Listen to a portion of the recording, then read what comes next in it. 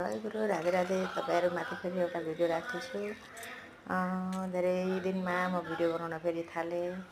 अनि यो चाहिँ म सानो आलुको धोएर यसलाई एकदम यो सिलौटामा किच्याएर म यसको सब्जी बनाउँदैछु है। यसलाई हेर्नुहोस् त, यसरी किच्याउनु त धेरै चाहिँ किच्याउनु हुँदैन है। फेरि यसलाई अलिकति फुट्ने गरी मात्रै, बेसी किच्यायो भने फेरि सबैहरू हुन्छ।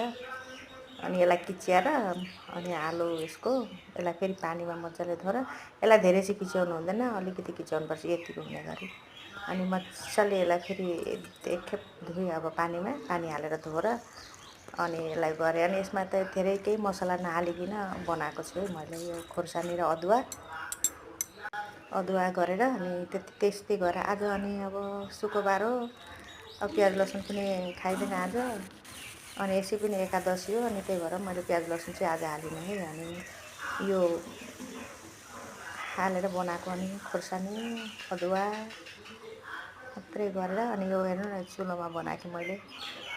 भन्दा पनि के बिर्से जस्तो लाग्छ हो। अनि यो चुलो बाहिर इँटा जोडेर अस्तिको दिन बनाएर चाहिँ त पानी परेको दिन, अनि आज त्यसमै बनाउनु पऱ्यो भनेर अनि बनाएँ है। यहाँ बाहिर बरन्डामा पछाडि चुलो थियो, अनि त्यसमा। अनि धेरै दिनमा लिएको भिडियो, यो भिडियो त त्यति खास त देखाउने खालको त थिएन, त्यही पनि मैले आज हजुरहरूमाथि राखेको नि। तपाईँ सानो आलु किच्याएर कस्तो हुन्छ बनाउँदाखेरि।